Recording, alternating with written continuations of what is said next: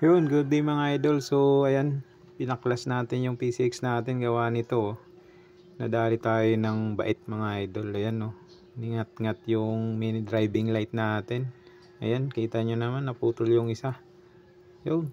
Kaya sa mga ano dyan, nagpa-park ng matagal, lalo na matagal kasi hindi nagamit, kaya yan, tinira ng bait. Yun no, putol yung isang wire ng mini driving light. Bali hindi nagana yung passing light mga idol. So ipapagawa din natin yan para maayos. So solution na lang natin nito ay may pangtaboy tayo sa daga.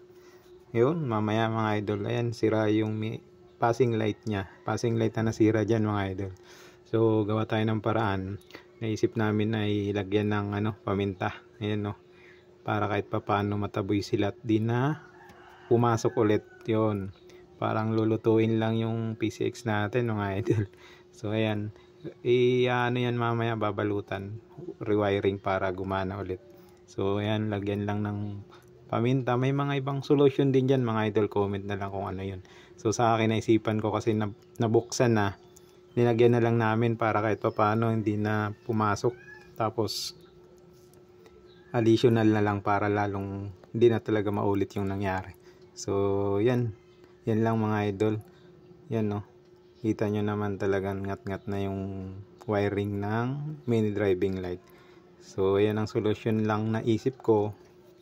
Paminta, alcampor ata pwede rin. So hindi ko alam kung ano yung iba pa. So naisip lang namin kasi nakabaklas na rin, nilagyan na namin para kahit papano hindi na pasukan.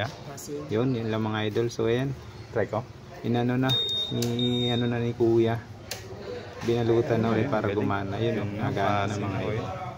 Kita nyo naman may passing light na ulit. Yun lang. Sana may nakuha kayo sa video na to, na kailangan din natin tingnan yung mga kasi minsan napapasukan tayo ng daga. Yun, maraming salamat.